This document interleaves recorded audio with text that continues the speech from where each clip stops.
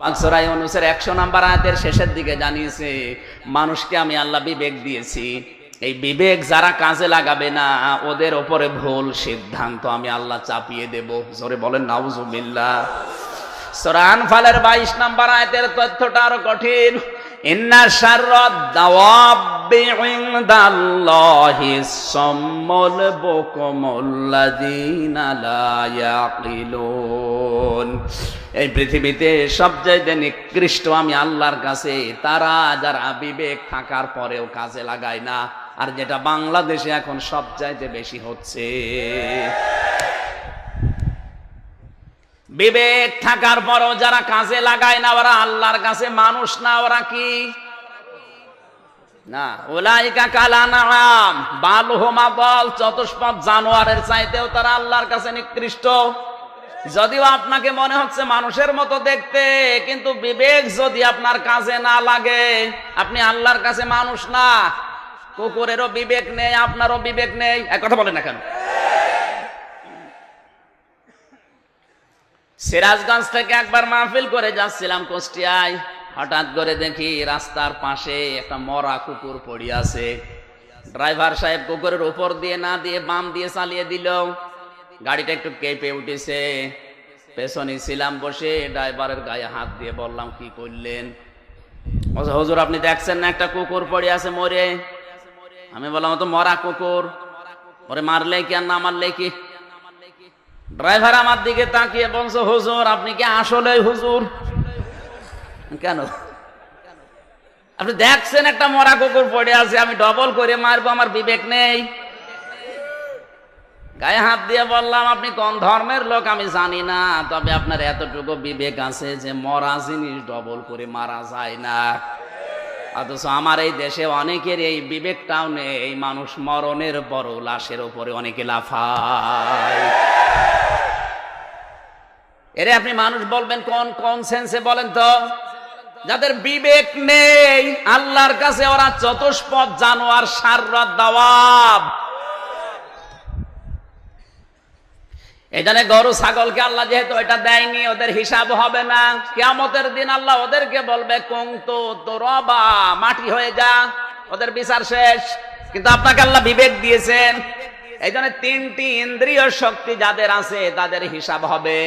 সূরা আরাফের 179 নম্বর আয়াতের প্রথম অংশে আল্লাহ দিয়েছেন ওয়ালাকাদ যারানা লিজাহান্নামা কাসীরাম মিনাল জিন্নি ওয়াল ইনস লাহুম কুলুবুল লা ইয়াফকাহুনা বিহা।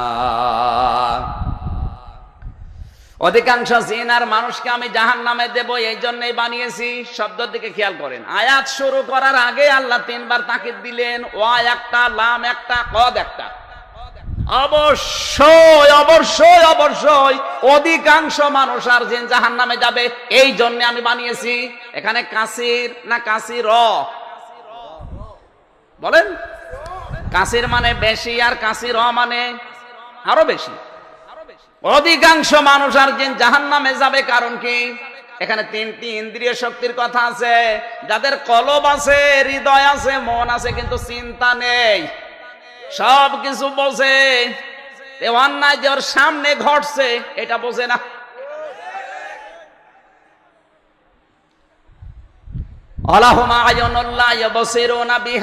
ওদের চোখ আছে কিন্তু দেখার পরেও না দেখার ভান করে থাকে।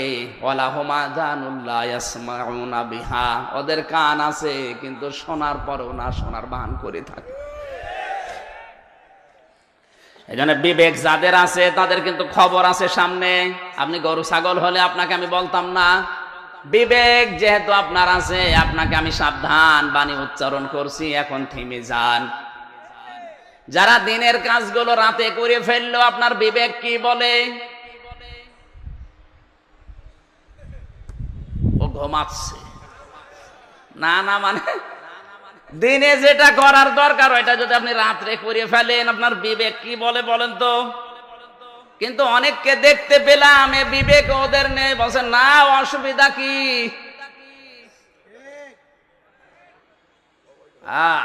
বুঝেছ? ঠিক আছে।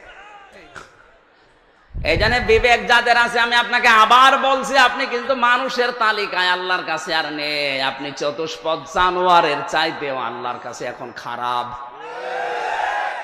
আপনি 40 বছর থেকে কি করবেন? কিয়ামত পর্যন্ত থাকেন, অসুবিধা নেই। আপনি তো মানুষ হিসাবে থাকছেন না, আপনি এখন কুকুর শৃগালের চাইতেও আল্লাহর কাছে খারাপ। বাকিটা আপনার বিবেক যদি এখনো জাগ্রত না হয়, আমার মনে হয় জিবরাইল এসে ওয়াজ করলো, আপনার মনে হবে যে হুজুর মনে হয় জিবরাইল ওই দলের। আপনি উল্টা দিকে না নিয়ে কপালের দিকে নিয়ে যান, কপাল ভালো হবে। আর সব জিনিস উল্টা বসবেন, ফল কিন্তু ভালো হবে না। এক যুবক মোটরসাইকেল চালাতে গিয়ে চিন্তা করছে গায়ে বাতাস লাগে বুকে, জামার সামনের সাইড দিয়েছে পেছনে, পেছনেরটা দিয়েছে সামনে। মোটরসাইকেল চালাতে গিয়ে ব্রেক ফেল হয়ে পড়ে আছে। মুসল্লিরা বেরিয়ে বলছে ভদ্রলোক অজ্ঞান হয়ে গেছে, তাড়াতাড়ি পানি দে, বাতাস দে। ইমাম সাহেব বলছে দাঁড়া, ওর তো মাথা ঘুরিয়ে পেছনে চলে গেছে, তাড়াতাড়ি আগে মাথাটা সামনে নিয়ে আয়। 3-4 জন ধরে এবার সামনে নিয়ে এসেছে। এতক্ষণও বেঁচে ছিল, এখন আর নড়া চড়া নেই, সব কিছু উল্টা বসেন। এরকম ঘাড় মটকিয়ে যখন উল্টা দিকে দেওয়া হবে, তখন বসবে যে না, এ জামা এভাবে গায়ে দেওয়া ঠিক হয়নি। এবার পারলে বুঝে নেন, না পারলে চুপ করে থাকেন। তাহলে এতদিন পর্যন্ত যে ভ্রান্ত ধারণা ছিলাম যে কলব থাকে এখানে, ধাক্কা দিলে পরিষ্কার হয়, এটা কি আসলে ঠিক? জিনিস তো এখানে নেই, খালি বুক ব্যথা হয়। এই জন্য সকালবেলা জিকির করে, বিকালবেলা যে ওজনে কম দেয়। এই কথা বলেন না কেন? কিন্তু ও যদি বলতো সুবহান আল্লাহ, আল্লাহ পবিত্র, ওরে মেরে ফেললেও আপনি ঘোষ খাওয়াতে পারতেন না। কারণ আল্লাহ যেমন পবিত্র, আল্লাহর বিধানও পবিত্র। ঘোষ খেলে আপনি আল্লাহর বিধানে সুবহান আল্লাহ আর থাকে না, আপনি নিজেই অপবিত্র হয়ে গেছেন। এজন্য পরিষ্কার করা দরকার। আবার বলছি কোনটা? এই বিবেকটা। এই কলব পরিষ্কার করেন, অবশ্যই আপনি এমনিতেই পরিষ্কার দেখতে পাবেন। আজ বাংলাদেশে 1734 জন মানুষ মেন দায়িত্বে আছে। প্রধানমন্ত্রী শেখ হাসিনা থেকে শুরু করে আপনাদের উপজেলা চেয়ারম্যান যিনি, এই লোকটা পর্যন্ত, এই 1734 জন মানুষের এই জায়গাটা যখন অমরের মতো হবে, বাংলাদেশে 56,000 বর্গ মাইল একটা জান্নাত হয়ে যাবে। কথাটা কত দূর গেল আপনি টের না পেলে টের পেয়েছে। আমরা চাই এই 1734 জন মানুষ যেন হযরতে ওমরের মতো হয়, এইটা পরিষ্কার করে। তাহলে মুমিনের আমি 3 নম্বরে সংজ্ঞায় ছিলাম, কোরআনের শ্রোতা তারা, যাদের সামনে আল্লাহর কোরআনের কথা বললে, আল্লাহর নাম উচ্চারণ হলে ওদের অন্তরাত্মা কেঁপে ওঠে। ওয়াইদা তুলিয়াত আলাইহিম আয়াতুহু যাদাতুহুম ঈমানা। শুধু অন্তরে কাঁপ ধরে তা না, ওই মানুষগুলো কোরআনের আয়াত শোনার পরে ওই মানুষগুলোর ঈমান যা ছিল আরো বেড়ে যায়। নবীজি কোরআন আবু বকরের সামনে পড়েছিলেন, আবু বকর কোরআন শোনার পরে তার ঈমান বেড়ে গেছে। কথা বলেন না কেন? এ কোরআন আল্লাহর নবী আবু জেহেলের সামনেও পড়েছিলেন, কোরআন শোনার পরে আবু জেহেলের ঈমান বাড়ে নাই, ওর শয়তানি বেড়ে গেছে। এখানে যদি আবু বকরের মতো মন নিয়ে আপনি বসেন, আপনার ঈমান যা আছে আরো বাড়বে। আর যদি আবু জেহেলের মতো মন নিয়ে বসেন, আমির হামজানা নবীজি এসে ওয়াজ করলো, আপনার শয়তানি বাড়বে। আল্লাহ পাক বলেন, হে নবী, যারা মুমিন কোরআন শুনে কি অবস্থা হয় তাদের জানেন। ওয়াইদা সামিউ মা উনজিলা ইলার রাসূলি তারা আয়ুনাহুম তাফিদু মিনাদ দামি'i মিম্মা আরাফু মিনাল হক ইয়াকুলুনা রাব্বানা আমান্না ফাকতুবনা মা'আশ শাহিদিন। সূরা মায়েদা 7 নাম্বার পারা 1 নাম্বার পৃষ্ঠার 1 নাম্বার লাইনে 83 নাম্বার আয়াত। এটা তাফসিরে ফি জিলালিল কোরআন সাজ্জাদ কুতুব লিখেছেন। আল্লাহ পাক বলেন, হে নবী, আপনি যখন দেখবেন কোরআন শুনছে ওই মানুষগুলো যারা বলে এ কোরআন আল্লাহর রাসূলের উপর আল্লাহ নাযিল করেছেন, যারা অনুধাবন করবে আপনার কথাগুলো, এর মর্মবাণীগুলো উপলব্ধি করার চেষ্টা করবে, আপনি ওদের চোখের দিকে তাকিয়ে দেখবেন মিম্মা আরফ, আমি দামি ওই শব্দটা আছে, তাফিদু মিনাদ দামি, ওদের চোখ দিয়ে অটোমেটিক পানি গড়িয়ে পড়ছে। সবার চোখে পানি আসবে না। কোরআন শুনে যাদের উপলব্ধি করার ক্ষমতা আছে, এর মর্মবাণীগুলো আল্লাহ কি বলতে চায় আর আপনি কি বোঝেন, যখন আল্লাহর বোঝার সাথে আপনার বুঝ মিলে যাবে, আপনার এই চোখ আপনি নিজে আটকিয়ে রাখতে পারবেন না, অটোমেটিক আপনার চোখ দিয়ে এমনিতেই পানি চলে আসবে। ওয়ালা রাব্বিহিম ইয়াতাওয়াক্কালুন, হে নবী কোরআন শোনার পরে তাদের ঈমান এমন বেড়ে যাবে, বাড়ি যাওয়ার আগে সিদ্ধান্ত নিয়ে যাবে যে পৃথিবীতে কোরআন ছাড়া আর কিছু মানতে আমি রাজি না, এমনকি বিপদ আপদ আসলে আমি ভরসা করব আল্লাহর উপরে। আমরা কোরআনের শ্রোতার বর্ণনা শুনলাম, প্রথম নম্বরে কাফের, দ্বিতীয় নম্বরে মুনাফিক, 3 নম্বরে মুমিন। আমরা কয় নম্বরে হতে চাই? আল্লাহ পাক সূরা আনফালের এই 2 নাম্বার আয়াতটা যেন আমাদের প্র্যাকটিক্যাল লাইফে সেট করে দেন, জোরে বলেন আমিন। আমরা এখন বাংলাদেশে যেহেতু সিজন চলছে এখন ওয়াজের তাফসিরের, 5 রকম কথা শোনা যায় এই দেশে। প্রথমে আমরা ওয়াজ শুনি, বিভিন্ন জায়গায় দেখি লেখা থাকে ব্যানারে ওয়াজ মাহফিল, কি লেখা থাকে? আসলে ওয়াজ করার ক্ষমতা পৃথিবীতে কিন্তু কারো নেই, ওয়াজ করার ক্ষমতা শুধু আল্লাহ। আল্লাহ বলেন ইয়াইজুকুম, ওয়াজ আমি করি। কে? সূরা নাহলের 90 নম্বর আয়াতের শেষের দিকে আছে ইয়াইজুকুম বিহি লাআল্লাকুম তাযাক্কারুন, ওয়াজ আমি করি। তাহলে ওয়াজ করার একচ্ছত্র মালিকানা আল্লাহর, আমরা যেটা করি ওয়াজ না, এটা অ্যাডভার্টাইজ। হাই অ্যাডভার্টাইজ বিভিন্ন রকমের হয়ে থাকে। দ্বিতীয় নম্বর, এই দেশে বিভিন্ন জায়গায় দেখতে পাই তাফসির মাহফিল। কি? তাফসির করার দায়িত্ব দিয়েছেন আল্লাহ রাসূলকে। ওয়ালা ইয়াতুনাকা বিমাসালিন ইল্লা জিনাকা বিল হাক্কি ওয়া আহসানা তাফসীরা। হে নবী, দুনিয়ার মানুষ যখন বিভিন্ন সমস্যা আপনার কাছে নিয়ে আসবে, আপনি কোরআন থেকে উত্তম তাফসির ব্যাখ্যা করে ওর সমাধান দিয়ে দেবেন। তাহলে তাফসির করার দায়িত্ব কার? সবাই বলেন। রাসূল এখন আছে, ওই দায়িত্বে এখন নায়েবে রাসূল যারা ওলামায়ে কেরাম তাদের। তাহলে বিশ্ব নবীর দায়িত্ব ছিল তাফসির করা, উনি এখন নেই, ওনার নায়েব আছে। কি আছে? ওনার রুহানি সন্তানগুলো আছে ওলামায়ে কেরাম, যারা আজ ওলামায়ে কেরামকে কোরআনের তাফসির করতে বাধা দেন, তারা সরাসরি রাসূলকে বাধা দিচ্ছে।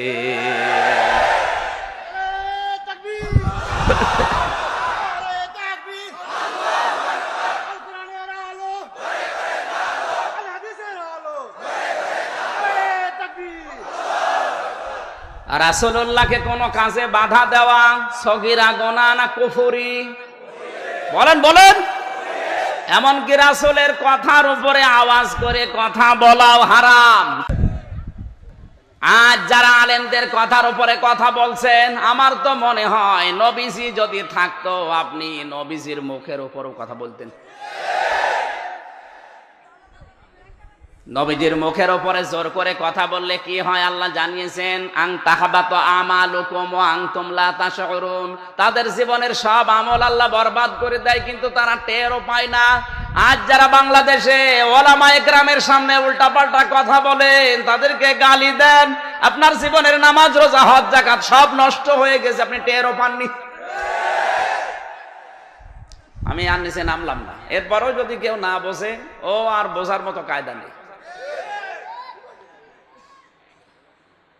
শুনেছিলাম নাকি গন্ডারের চামড়া এত মোটা, 3 দিন লাগে ওর কাঁতুকুতু লাগতে। একটা লোক যাচ্ছে শ্বশুর বাড়ি, দেখে গন্ডার রাস্তার পাশে দাঁড়িয়ে কাঁতুকুতু দিয়েছে, হাসে না। কি গো? 3 দিন শ্বশুর বাড়ি থাকার পরে ফিরে আসার সময় দেখে গন্ডার হাসতেছে। ডাক দিয়ে বলে, গন্ডার 3 দিন আগে তোরে কাঁতুকুতু দিলাম, হাসলি না, এখন হাসতেছ। গন্ডার বলে, বন্ধু এই 3 দিন সময় লেগেছে চামড়া ভেদ করে কাতুকুতু লাগতে। গন্ডারের কাতুকুতু লাগে কয়দিনে, আর আমাদের লাগেই না। জন্মের পর থেকে কত কায়দা এ জাতিকে আমরা কাতুকুতু দিচ্ছি, এ হাসেই না। কথা বোঝেন না? আন্দাজে চিল্লাবেন না, কথা বুঝে চিল্লান। তাফসীর করার দায়িত্ব রাসূলের, সেই রাসূল এখন নেই, ওটা এখন আমাদের উপরে। আর আমাদেরকে আপনি বাধা দিচ্ছেন। রাসূলুল্লাহ থাকলেও আপনি বাধাই দিতেন। আপনার এই আচরণ দেখে মনে হচ্ছে আপনার নামের আগে আর মোহাম্মদ লেখা ঠিক না, ওখানে লেখা দরকার জয় শ্রী রাম। এটাই লিখবেন এখন থেকে। বেকার মোহাম্মদ লিখে দরকার কি? মোহাম্মদের নায়েবদেরকে যদি আপনি বাধা দেন, আপনি আর মোহাম্মদ থাকতে পারেন না। তাহলে তাফসীরে দেশে হওয়া দরকার, এটা রাসূল করেছে, আল্লাহ দায়িত্ব দিয়েছেন। 3 নম্বরে বাংলাদেশে হয় বেশি, আমি যেটা এখন দেখছি, তাবদীল। কি হয় তাবদীল? মানে বদল হয়। আয়াত পড়ে এক, কিন্তু তাফসীর হচ্ছে, ওয়াজ হচ্ছে আর এক রকম। এগুলো চট্টগ্রাম আর এই ময়মনসিংহ এই 2 বিভাগে বেশি হয়। কানে হাত দিয়ে টান দিচ্ছে, কুল হুয়াল্লাহু আহাদ, হে নবী বলেন আল্লাহ এক। এবার হঠাৎ করে সুর পাল্টিয়েছে, এই নবী কোন নবী? এ নবী ফাতেমার বাবা। এ ফাতেমা কোন ফাতেমা? এ হোসাইনের মা। এতক্ষণ যিনি ওয়াজ করলো, এই হোসাইন কোন হোসাইন? কারবালার প্রান্তরে শহীদ হয়েছিল।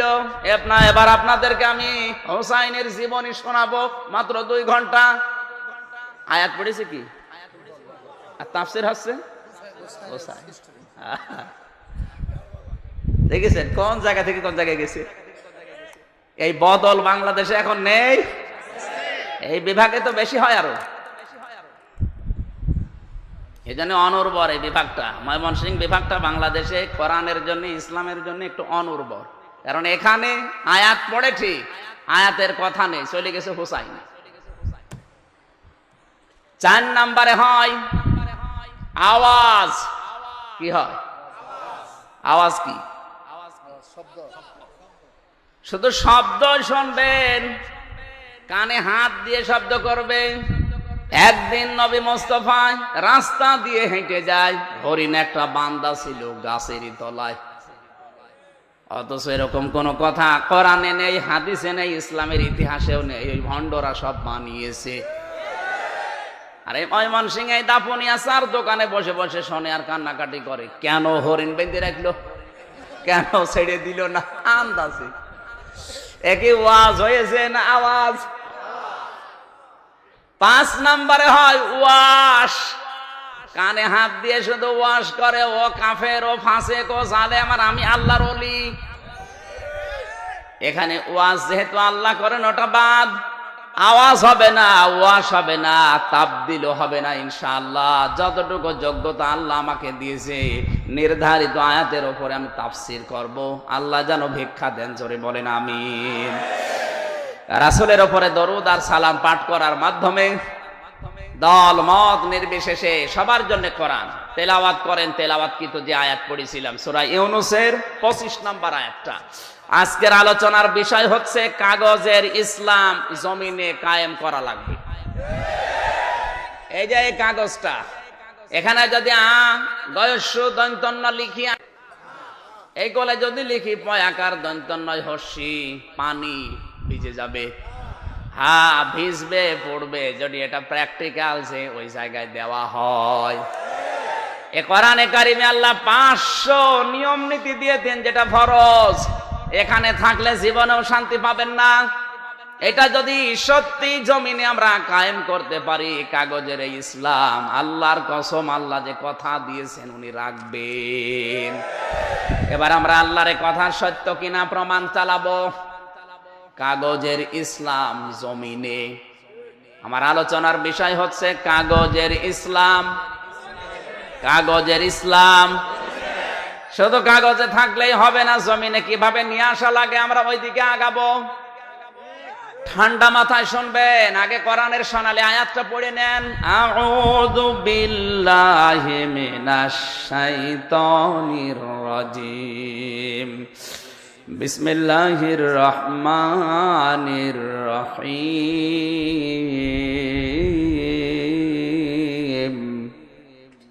আল্লাহু ইয়াদউ ইলা দারিস সালাম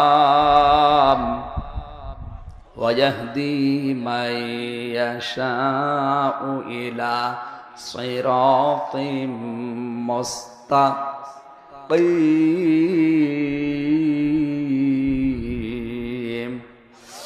সাদাকাল্লাহুল আযীম। সূরা ইউনূস, কোন সূরা? বলেন বলেন। 109টা আয়াত আছে কোরআনে কারিমের, এটা 10 নাম্বার সূরা।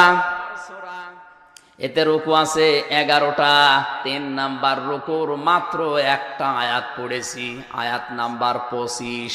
কত? একটু ইন্টারভিউ দেন তো, কোন সূরা? সবাই বলেন। ইউনূস এই পৃথিবীতে একজন নবীর নাম। কার নাম?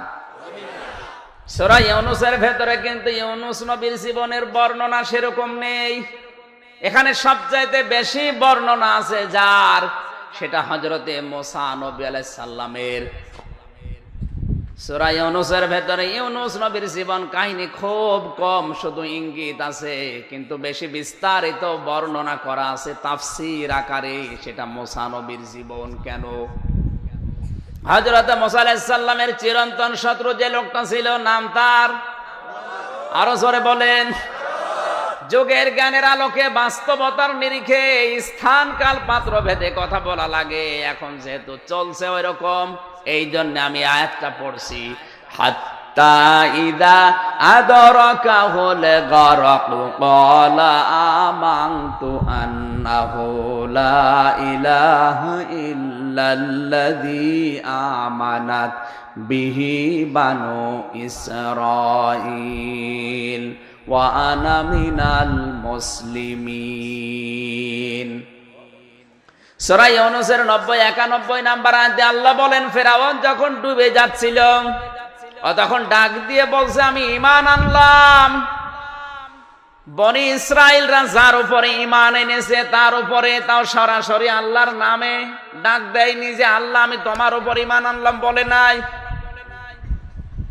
আজ বাংলাদেশে ফেরাউনের মন মানসিকতা নিয়ে যারা আছে, সরাসরি আল্লাহকে ডাকতে চায় না।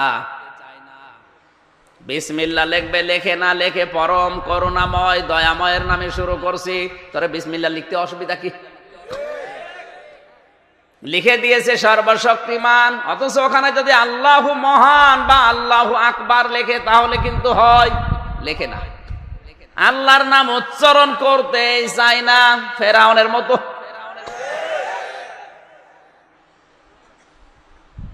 যখন বলছে আমি ঈমান আনলাম, বনি ইসরাইলরা যার উপরে ঈমান এনেছে তার উপরে, আমি তো মুসলমান। কোরআনের এই আয়াতের দিকে খেয়াল করলে যেটা পাওয়া যায়, তাফসিরে মাযহারিতে আল্লামা সানাউল্লাহ পানিপতি বলেন, ও যখন বলেছে আমানতু আন্নাহু লা ইলাহা ইল্লাল্লাহ বলতে পারে নাই, লা ইলাহা পর্যন্ত বলেছিল। ইল্লাল্লাহ বলতে যাবে তখনই ওর মুখের উপরে জিবরাইল কাদা দিয়েছে না? কাদা দেওয়ার পরে শুধু শেষ না, আল্লাহ ডাক দিলেন আল আন, এখন। লাকাদ আসাইতা ক্বাবলু ওয়া কুনতা মিনাল মুফসিদিন, এর আগে তুই সবচাইতে বড় সন্ত্রাসী, সবচাইতে বড় টেররিজম, সবচাইতে বড় স্বৈরাচার। তোর কারণে আমার হাজার হাজার বান্দা বান্দি ঘরে ঘুমাতে পারে নাই। তোরে আমি এখন ঈমান দেব না, কখনোই না, কিন্তু তোরে মারবো না। তোর শরীরটা আমি সটকি দিয়ে কিয়ামত পর্যন্ত রাখবো। কেন জানিস? ফালিয়াউমা নুনাজ্জিকা বিবাদানিকা লিতাকুনা লিমান খালফাকা আয়া, যাতে তোকে দেখে তোর পরবর্তীতে দুনিয়ায় যারা আসে তারা যদি তোর মতো স্বৈরাচারী হয়, অহংকারী হয়, জুলুমবাজ হয়, তারা যেন শিক্ষা নেয় যে না, আমাকে আল্লাহ এরকম সটকি দিয়ে রাখতে পারে। ওয়া ইন্না কাসীরাম মিনান নাসি আন আয়াতিনা লাগাফিলুন, কিন্তু আমি আল্লাহ দেখতে পাই, তোরে দেখার পরে অনেকে শিক্ষা নেয় না, গাফিল হয়ে থাকে।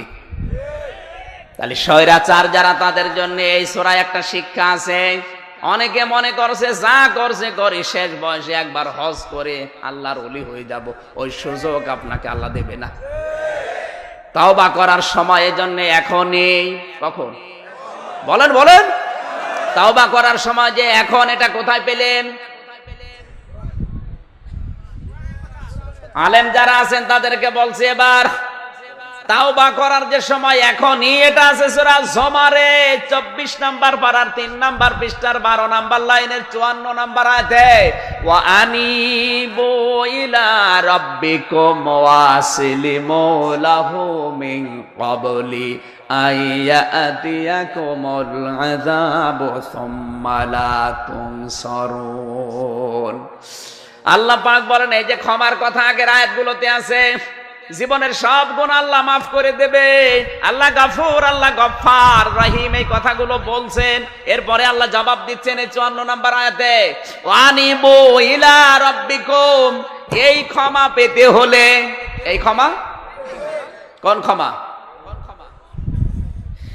এই ক্ষমা পেতে হলে, তার মানে জীবনের সব গুনাহ আল্লাহ মাফ করে দেবে আল্লাহর গফুর এবং রহিম নামের কারণে। কোন ক্ষমা সেটা? জীবনের গুনাহ সব মাফ হবে এই ক্ষমা। কোন ক্ষমা? আল্লাহ বলেন এই ক্ষমা পেতে হলে 2টা শর্ত মানা লাগবে আর একটা সময় মেনটেন করা লাগবে। 2টা শর্ত কি?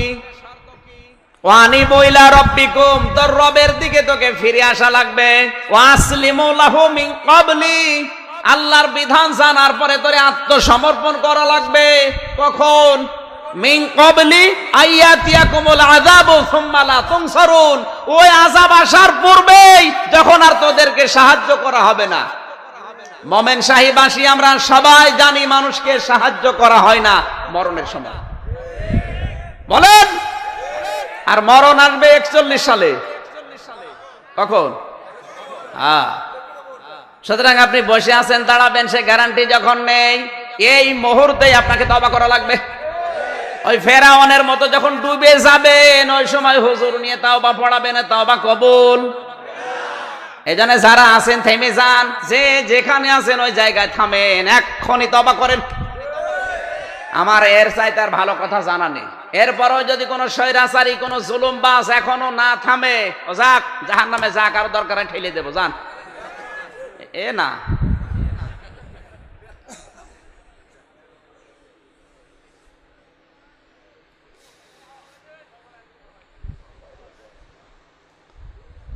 সূরা ইউনূসের 25 নাম্বার আয়াত আমরা পড়েছি। এবার আমরা ব্যাখ্যায় যাচ্ছি।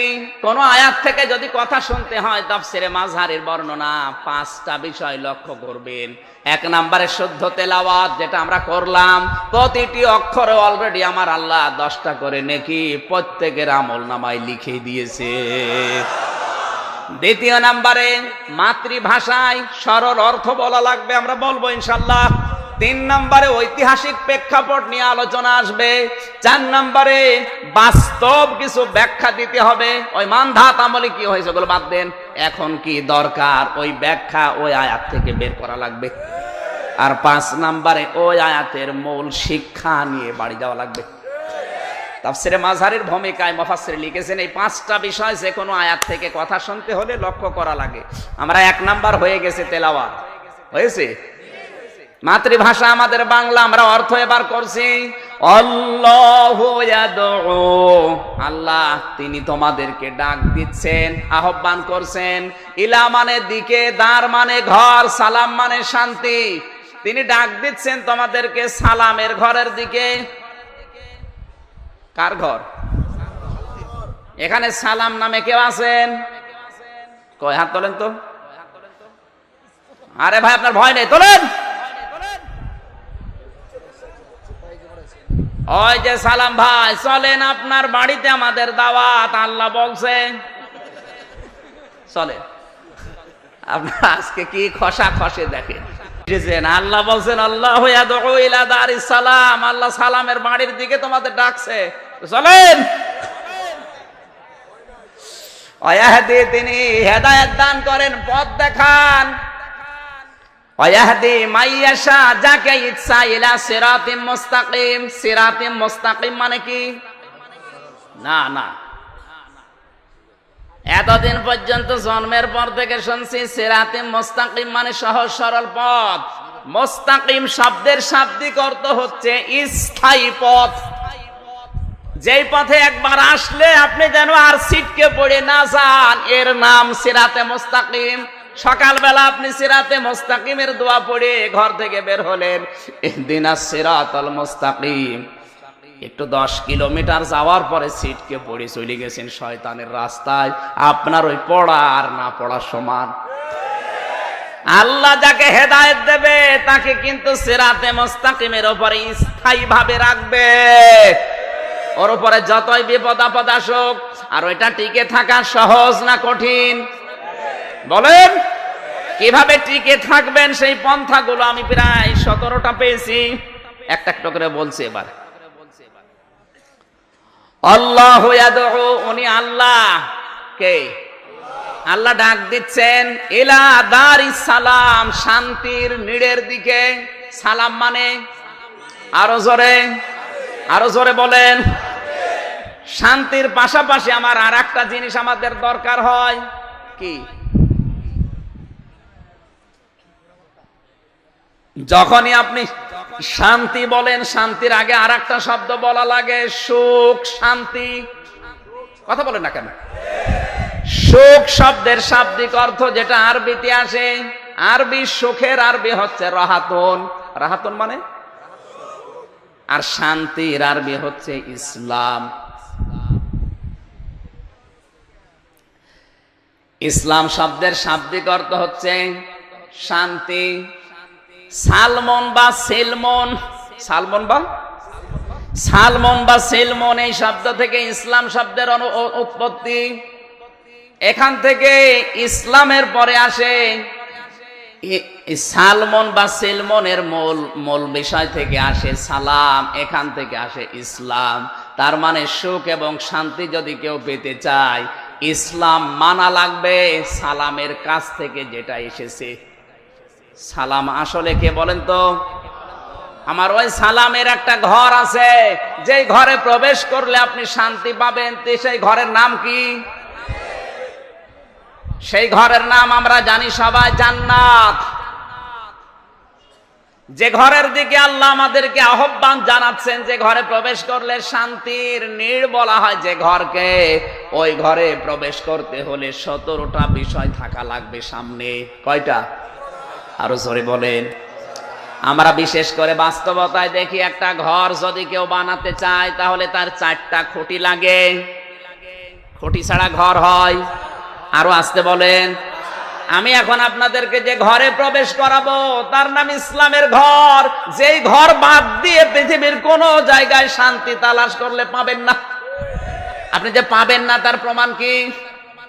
এই দুনিয়াতে দেখবেন লেনিন, কার্ল মার্কস, মাও সেতুং, আব্রাহাম লিঙ্কন সহ আমি অনেকের জীবন পড়ে দেখেছি, না তারা জীবনে কষ্ট কম করেনি। সারাটা জীবন তারা মানুষকে শান্তি দেওয়ার জন্য ব্যয় করেছে, কিন্তু শান্তি কাঙ্ক্ষিত মানের দিতে কথা বলেন না কেন? সমাজবাদের মাধ্যমে, পুঁজিবাদের মাধ্যমে, জাতীয়তাবাদের মাধ্যমে শান্তি দুনিয়ায় এসেছে, এখনো আছে। মনে করছেন আমেরিকা খুব শান্তিতে আছে? আপনি যে দেখেন সন্ধ্যা 7টার পর আর কোনো দোকান খোলা থাকে না, সব বন্ধ হয়ে যায় ভয়ে। কারণ নিরাপত্তা দেওয়ার মতো আর কেউ নেই। কিসের পুলিশ আর কিসের বিডিআর? শান্তি দেওয়ার মালিক আবার বলছি কে? উনি সেই নিড়ে প্রবেশ করার জন্য, যে ঘরে প্রবেশ করার জন্য আহ্বান জানাচ্ছেন। ওয়ামাইয়াবতাগি গায়রাল ইসলামি দীনান ফালাই ইউকবালা মিন ওয়া হুয়া ফিল আখিরাতি মিনাল খাসিরিন। জোরে বলেন আল্লাহু আকবার। সূরা আলে ইমরানের 85 নম্বর আয়াতে আল্লাহ বলেন, আমার পাঠানো জীবন ব্যবস্থা ইসলাম বাদ দিয়ে, দুনিয়ার কোন নিয়ম নীতি দিয়ে যদি আমি আল্লাহকে রাজি করতে চাও, জীবনের কোন ইবাদত বন্দেগী কবুল হবে না। রাজি হওয়া তো দূরের কথা, জীবনের কোনো কিছুই কবুল হবে না। এটা তো দুনিয়া গেল। আহুয়া ফিল আখিরাতি মিনাল খাসিরিন, সবচাইতে বড় ক্ষতিগ্রস্ত হবে যে লোকটা ইসলাম বাদ দিয়ে অন্য কোন নিয়ম নীতি দিয়ে আল্লাহকে রাজি করতে চায়। ওর আখিরাত আগে ধ্বংস হবে। আখিরাত যদি ধ্বংস হয়ে যায় দুনিয়া ঠিক থাকবে? এইজন্য আল্লাহর কাছে মনোনীত ঘরের নাম হচ্ছে ইন্নাদ-দীনা ইনদাল্লাহিল ইসলাম। তার নাম কি? এইজন্য পরিবার, সমাজ, রাষ্ট্র যদি সাজাতে চান, শান্তি যদি দিতে চান, ইসলাম দিয়ে সাজান। আমরা ঘরের বর্ণনা বলছিলাম, একটা ঘরের মেন কি? খুঁটি। বলা লাগবে ভাই, বলেন। 1 নাম্বার খুঁটির নাম হচ্ছে ঈমান, 2 নাম্বার খুঁটির নাম হচ্ছে সৎকর্ম, 3 নাম্বার খুঁটির নাম হচ্ছে পরিবার নীতি, 4 নাম্বার খুঁটির নাম হচ্ছে সমাজ নীতি। একটা ঘর বানাতে হলে শান্তিতে বসবাস করবেন, শুধু খুঁটি হলে হবে না, ছাদ লাগবে বা চাল লাগবে। কথা বলছেন না কেন? চাল না দিলে ঘর হবে? 4টা চাল কমপক্ষে দেওয়া লাগবে। আজকে যে ঘরে বসেছিলাম এসে ওই মাদ্রাসার চালও কিন্তু 4টা, এদিকে একটা ওইদিকে একটা, আর 2 কোণে 2টা। কয়টা? এই 4টা চাল আমি বানিয়েছি। রাজনীতির একটা চাল লাগবে। এবার তো মন খারাপ হয়ে গেল। রাজনীতির একটা চাল এই কোণে দেওয়া লাগবে, এই দিকে দেওয়া লাগবে অর্থনীতির চাল। এরপরে আরো 2টা চাল আছে, একটা সংস্কৃতির চাল, এরপরে যুদ্ধনীতির চাল। এই 4টা চাল যখন দেবেন অন্তত বৃষ্টি থেকে, রোদ থেকে আপনি বাঁচতে পারবেন। কিন্তু এই যে পশু পাখি বা বিভিন্ন জিনিসের আক্রমণ থেকে বাঁচার জন্য শুধু খুঁটি আর চালে হবে না, বেড়া দেওয়া লাগবে। 4টা দেওয়াল লাগে না? বলেন বলেন। দেওয়াল বা বেড়া না দিলে ঘর সংরক্ষিত হয় না। আমি কোরআন এবং হাদিস থেকে যে বেড়া তৈরি করেছি তার 1 নাম্বার বেড়ার নাম হচ্ছে নামাজ, 2 নাম্বার বেড়ার নাম যাকাত, 3 নাম্বার বেড়ার নাম হজ, 4 নাম্বার বেড়ার নাম হচ্ছে রোজা। সুবহানাল্লাহ বাড়ি যেয়ে খেয়ে বলবেন। শুধু বেড়া দিলে ঘর হয় না, দরজা লাগে। কথা বলেন না কেন?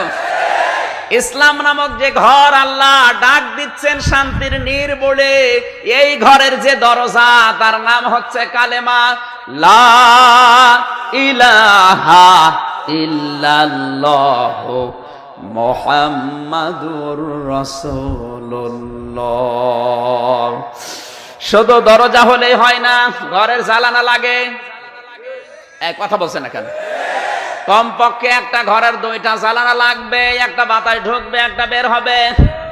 আমি যে জালানা বানিয়েছি মানুষের জীবনে, এই ঘরে জালানা হবে মুআমালাত আর মুআশারাত। শুধু জালানা হলেই হয় না, ভেন্টিলেটর লাগে। একটা করে একটা করে যতগুলো লিখেছি, এবার যদি ব্যাখ্যা শুরু করি রাত কয়টা বাজবে আল্লাহ জানে। যা বাজে বাজুক, এই ঘরে আজকে আপনি প্রবেশ করে তারপরে যাবেন।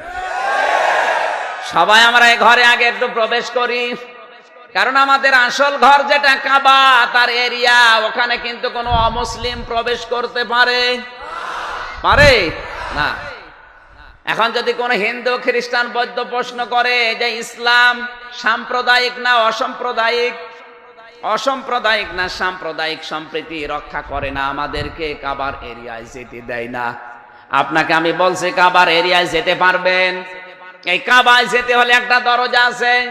বাংলাদেশের সব জায়গায় কিন্তু এই লোকটা যেতে পারবে না, যদিও এই দেশের নাগরিক। উনি পারবে? কোন জায়গায় যেতে পারবে না? ক্যান্টনমেন্টে। ক্যান্টনমেন্টে যেতে পারবে না, ঢুকতেও দেবে না। যদিও এই দেশের জন্ম, যেতে দেবে না। ওখানে ঢুকতে হলে তারাই পারে যারা জান দেওয়ার জন্য, মাল দেওয়ার জন্য, এই দেশকে রক্ষা করার জন্য সব সময় প্রস্তুত, সেনাবাহিনী। বলেন বলেন। সুতরাং উনিও যদি আল্লাহর জন্য জান এবং মাল দিতে প্রস্তুত থাকে, সব সময় ওই দরজা দিয়ে প্রবেশ করার অধিকার ওনারও আছে। আমি আপনাদের আহ্বান জানাবো, আপনি যদি আমার কাবাতে যেতে চান, এই দরজা দিয়ে প্রবেশ করেন। ওই দরজার নাম হচ্ছে লা ইলাহা ইল্লাল্লাহ। জবান খুলে পড়েন লা ইলাহা ইল্লাল্লাহ।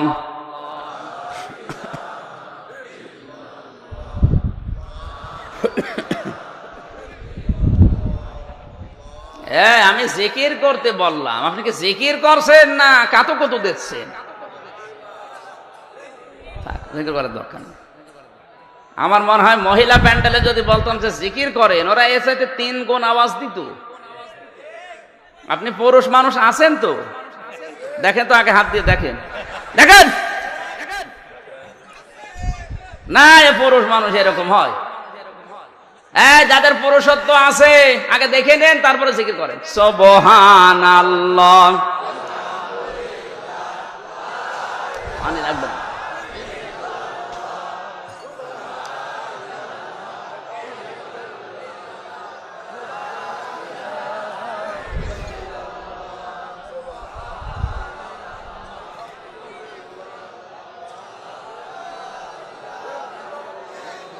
সুবহানাল্লাহ আলহামদুলিল্লাহ লা ইলাহা ইল্লাল্লাহ লা ইলাহা ইল্লাল্লাহ মুহাম্মাদুর রাসূলুল্লাহ। আমি এবার ব্যাখ্যায় যাব, থাকবেন তো আপনারা? এই যে উঠতেছে কে? ঠিক আছে, যাক, ওইটার জন্য অসুবিধা নেই, কিন্তু এমনি ভালো লাগছে না, উঠে চলে যাবে, এরকম করলে কিন্তু আমি মোনাজাত করে দেব। এবার ব্যাখ্যায় যাচ্ছি, যাব।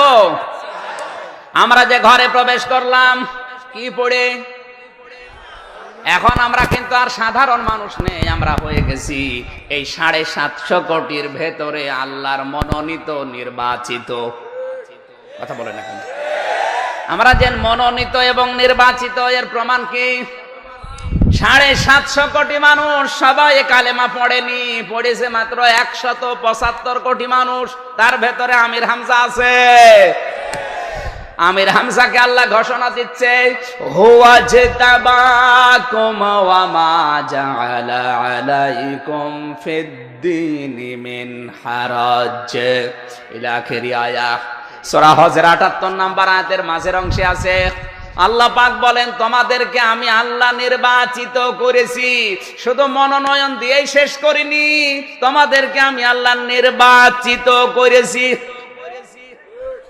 এই দেশে কত মানুষ নির্বাচনে দাঁড়ায়? মাত্র পাস করে 300 জন এমপি। এই 300 জনই কি দাঁড়ায়? কমপক্ষে আপনি হিসাব করে দেখবেন, এক এক আসনে 4 জন 5 জন করে যদি হয়, 2-1000 মানুষ দাঁড়ায়, মাত্র পাস করে কত? সবাই বলেন। 750 কোটি মানুষ দুনিয়ায়, আল্লাহ সবাইকে পাঠিয়েছে, অবশ্যই মনোনয়ন দিয়েছে, কিন্তু পাস সবাই করে না, পাস করেছে মাত্র 175 কোটি যারা মুমিন। আপনি শুকরিয়া আদায় করবেন এই জন্য যে আপনি শুধু মনোনয়ন পাননি, আপনি পাসও করেছেন। এই পাস করার পরে সবাই কিন্তু এই দেশে মন্ত্রী হয় না। কি মাত্র মনে করেন এই দেশে 17 জন মন্ত্রী। কয়জন? এই 17 জনের ভেতরে ময়মনসিংহে আছে কিন্তু মন্ত্রী না, প্রতিমন্ত্রী। আসল মন্ত্রী আছে একজন, এই যে পাশের জামালপুরে, তাও নতুন হয়েছে প্রতিমন্ত্রী। ওইটা আসলটা কাউকে দেখছে না। না, আমি শিক্ষা দেওয়ার জন্য বলছি। 300 জন এমপি, 300 কি মন্ত্রী? এই কথা বলা লাগবে। কয়জন? মনে করেন 16-17 জন। এরা প্রধানমন্ত্রী বা রাষ্ট্রপ্রধান যিনি, তার আরো নিকটে। বলেন, এরা আরো ভিআইপি, এরা আরো সিআইপি। এরা কোন জায়গা দিয়ে গেলে এদের প্রটোকল আরো বেশি লাগে। এমনকি ওদের গাড়িতে দেখবেন পতাকা আছে বাংলাদেশের, সবাই ওই পতাকা নিতে পারে না, অন্য কেউ নিলে তার নামে মামলা পর্যন্ত হবে। আমার যে গাড়ি আছে, গাড়ি মন্ত্রীদের, কিন্তু এই গাড়িতে পতাকা লাগালে কেস হবে। কি আমি এদেশের নির্বাচিত এমপিও না, মন্ত্রীও না। আল্লাহ রাব্বুল আলামিন বলেন, আমার কালেমা পড়ার পরে আমি আল্লাহ তোমাদেরকে শুধু মনোনয়ন দিয়েছি তা না, তোমাদেরকে আমি পাশ করিয়ে নির্বাচিত করেছি। এরপরে তোমাদের আমি মন্ত্রিত্ব দিয়ে একেবারে পাশের চেয়ার দিয়েছি। এই পাশের চেয়ার পেয়েছে কি সবাই বলেন? এই বাংলাদেশে ৯৬% মুসলমান, সবার ঈমান কিন্তু একরকম না। এমন মানুষের ঈমান আছে ১০ টাকা পেলেও আত্মসাৎ করে দিতে চায় না। এই দেশে এমনও ঈমানদার আছে ১০ কোটি টাকা পাওয়ার পরেও মাইকিং করে জানায় যে আমি টাকা পেয়েছি। যে ১০ টাকার লোভ সামলাতে পারলো না ওর ঈমান, আর যে লোকটা ১০ কোটি টাকা পাওয়ার পরেও ঘোষণা দেয় এর ঈমান দুইটাই সমান। বলুন এলাকায় কত লক্ষ লক্ষ মানুষ, এক একটা আসনে ৩ থেকে ৪ লক্ষ মানুষ থাকে। এ সবার ভেতরে মাত্র এই ৫০,০০০ মানুষকে আল্লাহ নিয়ে এসেছেন। আপনি বিশ্বাস করেন আপনাকে আল্লাহ মনোনয়ন দেয়নি, নির্বাচিত করেছেন। শুধু নির্বাচিত না, আপনাকে মন্ত্রিত্ব দিয়েছেন। আমি তোমাকে নির্বাচিত করে মন্ত্রিত্ব দিয়েছি। ওমা জাআলা জাআলার ফাইল কর্তা আল্লাহ নিজে। ওমা জাআলা আলাইকুম ফিদ্দীনি মিন হারাজ, দিনের উপরে চলতে গিয়ে যত বিপদ আপদ মুসিবত ওটা আমি আল্লাহ নিজের থেকে থাকতে দেয়নি, দূর করে দিয়েছি। আজ এই বাংলাদেশে নির্বাচিত, মনোনয়ন পাওয়ার পরে নির্বাচিত মুসলমান ইমানদার কম না বেশি? কম। এরা দিনের উপরে টিকে থাকতে গিয়ে যে ষড়যন্ত্র, যে বিপদ আপদ মুসিবত আল্লাহ কিন্তু থাকতে দেয়নি, আল্লাহ নিজের থেকে ওগুলো দূর করে দিয়েছে। যারা ইমানদার তারা কিন্তু টের পাচ্ছে। আমরা এখন এলাকার সাধারণ মানুষের ভেতরে নেই। আমরা শুধু মনোনয়ন পেয়েছি তা না, আমরা নির্বাচিত হয়েছি, আমরা মন্ত্রিত্ব পেয়ে এখানে বসে আছি। এবার আসেন যে ঘরের ভেতরে আমরা প্রবেশ করছি, ওর নাম সংসদ। নাম কি? আরো জোরে বলা লাগবে। এই সংসদে প্রবেশ করতে হলে প্রথমে যে খুঁটি ধরে রাখতে হয় মজবুত করে, তার নাম ঈমান। এখন ঈমান কাকে বলে? বাংলাদেশে আমরা মনে করি লা ইলাহা ইল্লাল্লাহ পড়লাম ঈমান আমার আছে। না, ঈমান কাকে বলে কান খাড়া করে শোনেন। ছোটবেলায় কায়দায় পড়েছিলাম, ওই সময় বুঝি নাই, কিন্তু এখন আমি বুঝি। কায়দায় আমাকে পড়িয়েছে আমানতু বিল্লাহি কামা হুয়া বিআসমাইহি ওয়া সিফাতিহি ওয়া ক্বাবিলতু জামিয়া আহকামিহি ওয়া আরকান। পড়াইনি? অথচ এইটা যে আসল ঈমানের মূল কিছু এর ভেতরে লুকিয়ে আছে, ওইটা সময় বুঝি নাই। আপনি যদি বলেন আমানতু বিল্লাহ, আল্লাহ আমি তোমার উপরে ঈমান আনলাম, তোমাকে আমি বিশ্বাস করি, আল্লাহ তাআলা বলেন এই কথা বলার সঙ্গে সঙ্গে তোকে 4টা কথা মানা লাগবে। কয়টা? এখানে যারা ইমানদার হয়ে ঘরে প্রবেশ করে খুঁটি ধরে আছেন, মিলান তো আপনার ভেতরে আছে কিনা, নাকি শেষ করে দেব? আমাদের প্রথম নাম্বার খুঁটির নাম আবার বলেন কি? কেউ যদি ঈমান আনে কয়টা বিষয় তাকে মানা লাগবে? আরো জোরে, জোর হইল না।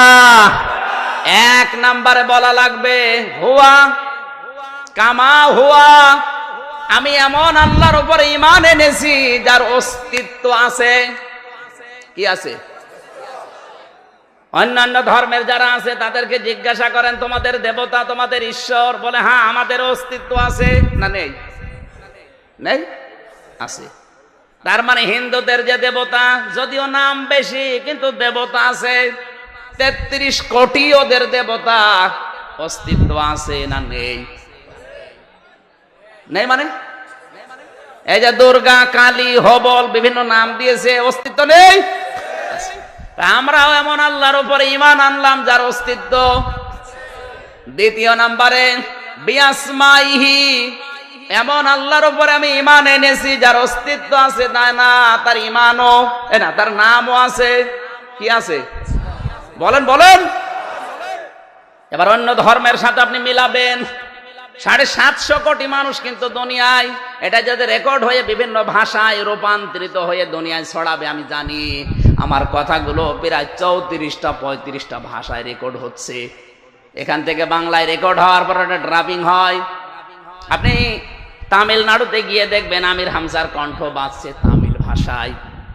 আমি নিজে যেয়ে দেখেছি তামিলনাড়ুর ভেলোরে এক দোকানে বাজতেছে জিকিরের আলোচনা, আমার কণ্ঠ বললাম কি ওটা তো তামিল ভাষায় হচ্ছে, রূপান্তরিত করেছি।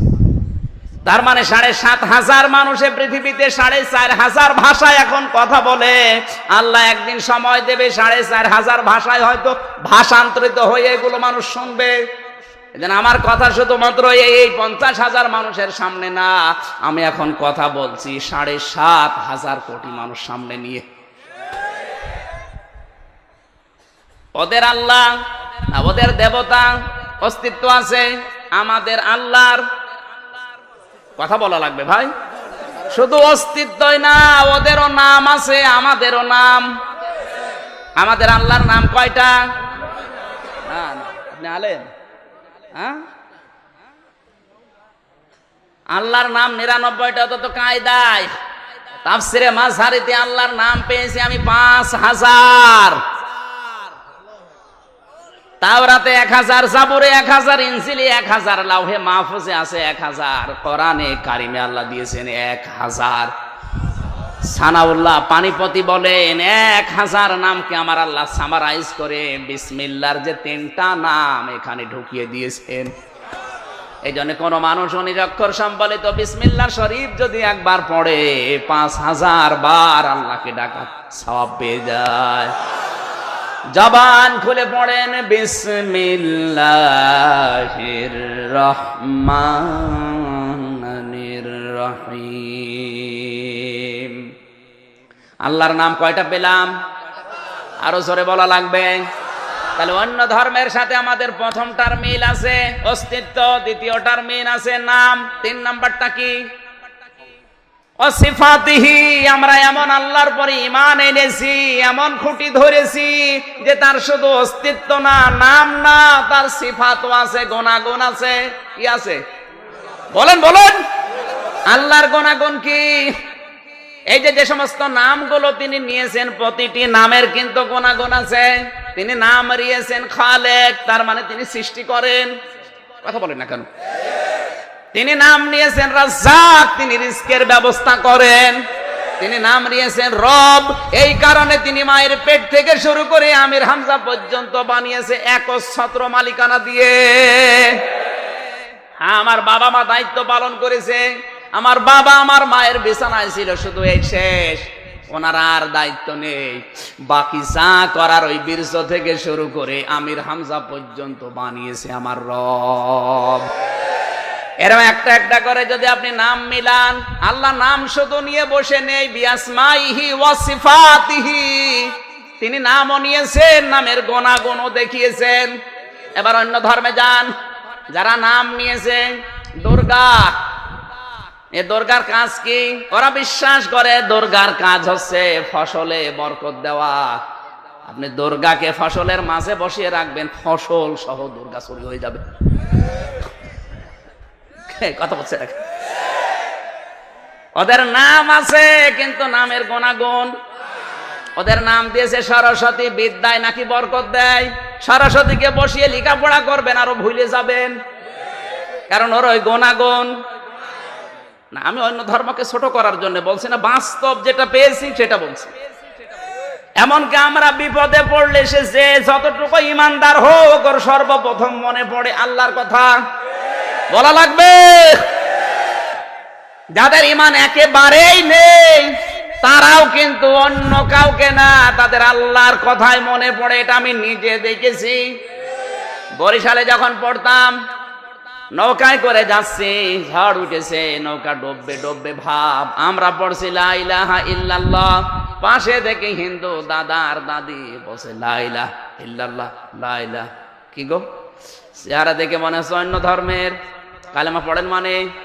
আমারে বলছে দেখো যে ঝড় উঠেছে, ও কালী দুর্গার কাজ না, এখন আল্লাহ লাগবে। ওরা জানে যে বিপদে পড়লে ও কালী দিয়ে কাজ লাগবে। কে? নবীদের সামনে একজন মুশরিক এসেছিল, ডাক দিয়ে বলেন, হে রাসূল, আমি আপনার কাছে একটা বিষয় জানার জন্য এসেছি। বললেন বলো। কাঁধের দিকে তাকিয়ে দেখলেন লোকটার কাঁধের ওপরে একটা মূর্তি, নাক ভাঙা। বলেন তোমার এই মূর্তির নাক ভাঙা কেন? লোকটা বলে, হে রাসূল, এটা আমার মূর্তি না, এটা আমার খোদা। এটা কি? এরা আমি সব সময় সঙ্গে রাখি, না জানি কখন কোন বিপদে পড়ি। বিপদ থেকে বাঁচার জন্য আমার খোদাকে আমি সঙ্গে রেখে দেই। ১৫০০ বছর আগে এই গ্রাম্য মুশরিক না জেনে না বুঝে ওর মূর্তিকে সঙ্গে রেখেছে বিপদ থেকে বাঁচার জন্য। আর এই ডিজিটাল বাংলাদেশে অনেকে এখন বোঝা শোনার পরে খোদাকে সামনে রেখে দেয়। কিভাবে আপনি দেখবেন রাস্তার মোড়ে মোড়ে উপরে খোদা, নিচে হুদা।